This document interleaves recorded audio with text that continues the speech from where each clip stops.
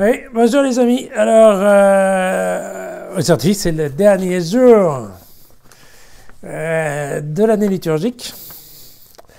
Et nous allons lire l'évangile de Matthieu, toujours au chapitre 21, les versets 34 à 36.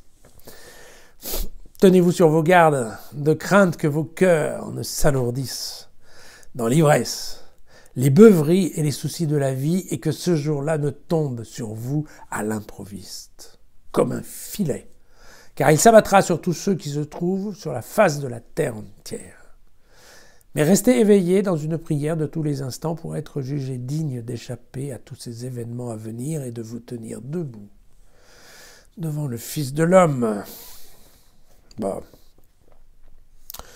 Bah, comme c'est le dernier jour, je voudrais vous dire que c'est vrai qu'il n'y a pas grand-chose à dire. Hein. Le texte parle de soi. Vous voyez que là encore, c'est une image qui est tout à fait juive, puisque on parle bien d'une fin apocalyptique où tout le monde sera jugé, et on est aussi dans une approche tout à fait chrétienne, puisqu'effectivement le juge sera le Christ. Bon, Luc nous avait déjà parlé des soucis du monde, hein, vous vous souvenez entre autres dans sa version de la parabole du semeur, où il y avait des grains qui étaient étouffés par les soucis du monde, la luxure et l'argent. Je crois qu'en effet, ça correspond bien aux idées qui sont développées dans l'évangile de Luc. Il y a cette question qui est toujours un peu en suspens, qui est de dire, voilà, ce jour de la parousie, du retour du Christ, ce jour du jugement dernier, quand? On ne sait pas. On n'en sait pas plus après l'évangile de Luc qu'au début.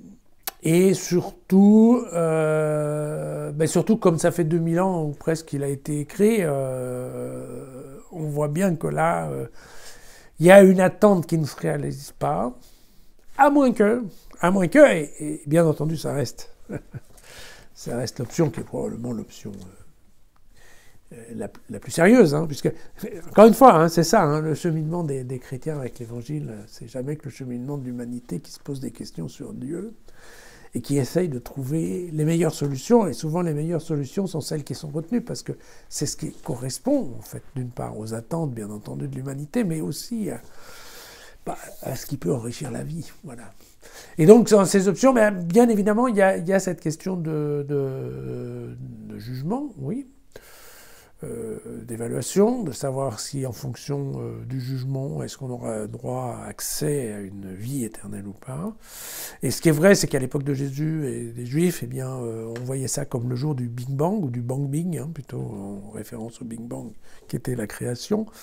Et bien là, voilà, c'est la fin, ça se termine, boum, l'apocalypse, et puis le juge qui dit « toi c'est bien, toi c'est mal », avec, vous savez, on l'a vu dans d'autres trucs, même les morts sortent des tombes et vont être jugés aussi, enfin bon. Voilà, toutes ces questions qui viennent, qu'on a déjà vues, la résurrection, est-ce que c'est pour tous? Bon. Donc dans ce cheminement, il est évident que l'option qui paraît la plus raisonnable aujourd'hui, c'est de se dire qu'effectivement c'est chacun qui va vivre le jour de son jugement, peut-être le jour de sa mort terrestre, on ne sait pas trop. Hein. Enfin, voilà, parce que on se souvient que les Juifs disaient, quoi, c'était à la fin, on allait voir le visage de Dieu. Bon. Mais c'est vrai que, voilà, aujourd'hui, très sérieusement, après toutes ces années, alors je sais bien qu'il y a beaucoup de gens pour dire que la planète est en train de s'effondrer et que le monde va s'écrouler. Mais tant que c'est pas arrivé, on envisage plutôt la question, tout simplement, oui, d'un jugement qui arriverait, en fin de vie terrestre. Pardon. Voilà. Et donc, j'espère que vous n'êtes pas ennuyés pendant cette année. Une année qui était normalement dédiée à Matthieu. Je dois vous dire, j'ai plutôt l'impression d'avoir lu beaucoup de l'évangile de Luc, en tout cas en cette fin d'année liturgique. On a lu aussi du Matthieu, c'est vrai. Je crois qu'on a bien compris les différences entre Matthieu et Luc en termes d'écrivains, on va dire, de messages. L'année prochaine, donc c'est-à-dire mardi, hein, enfin lundi, dimanche en fait, dimanche pardon, parce que c'est dimanche le premier jour, donc demain. Donc on démarre une autre année liturgique qui va être consacrée à Marc, donc qui est le premier en termes chronologiques des évangiles, hein. Donc on verra un peu plus rustre, un peu plus concis, un peu plus brut de forme peut-être, mais et donc je répète, je pense que l'année prochaine, on va s'occuper de l'évangile de Marc uniquement. Enfin, on verra les évangiles uniquement le dimanche, et puis le reste de la semaine, nous lirons l'Ancien Testament. J'espère que vous n'êtes pas trop ennuyés à me suivre assez régulièrement, en fait, pour certains. Depuis 2 ans maintenant. Et bon voilà, au début je pensais vraiment qu'on allait faire la 3e année comme on a fait les 2 autres, mais je trouve que vraiment il y a trop de répétitions dans mes vidéos. Je crois que même moi je m'ennuie, donc vous probablement aussi. Et puis on a quand même déjà vu, pour ceux qui me suivent depuis le début, on a quand même déjà abordé beaucoup de sujets liés aux évangiles. Donc je pense que maintenant vraiment c'est intéressant d'aller jeter un coup d'œil du côté des écritures un peu plus anciennes.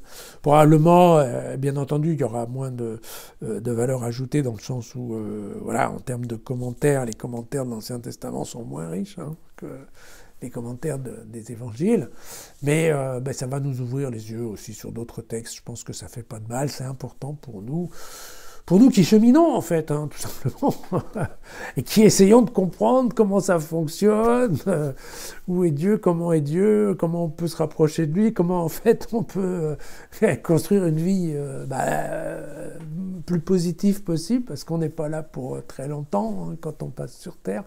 Donc effectivement, trouver dans ces textes une ou deux clés pour qu'on soit pas trop nul, qu'on arrive à faire quelque chose de pas trop mal, parce que globalement c'est ça l'objectif. Et donc et ben voilà, je pense que c'est important dans notre cheminement d'aller lire ce que des anciens ont écrit il y a 2500 ans avant nous, parce que probablement ces gens-là, on va s'en rendre compte, ils avaient à peu près les mêmes préoccupations que nous. Alors ils n'avaient pas en effet accès au même degré de connaissance, mais en fonction de ce qu'ils savaient, ils ont aussi beaucoup écrit, ils ont aussi beaucoup réfléchi, ils ont cherché. Et donc bien entendu, je pense c'est intéressant et c'est important de capitaliser sur le temps qu'ils ont passé, sur les travaux qu'ils ont bien voulu écrire. Ça nous permettra à nous d'aller plus vite, peut-être de comprendre un peu mieux, et voilà, et de continuer tranquillement. Voilà, j'espère que vous m'accompagnerez encore un peu de temps dans cette démarche, et en tout cas je vous remercie de votre sympathie d'une part, pour ceux qui m'envoient des messages positifs, et puis de votre fidélité bien entendu. Voilà, à demain.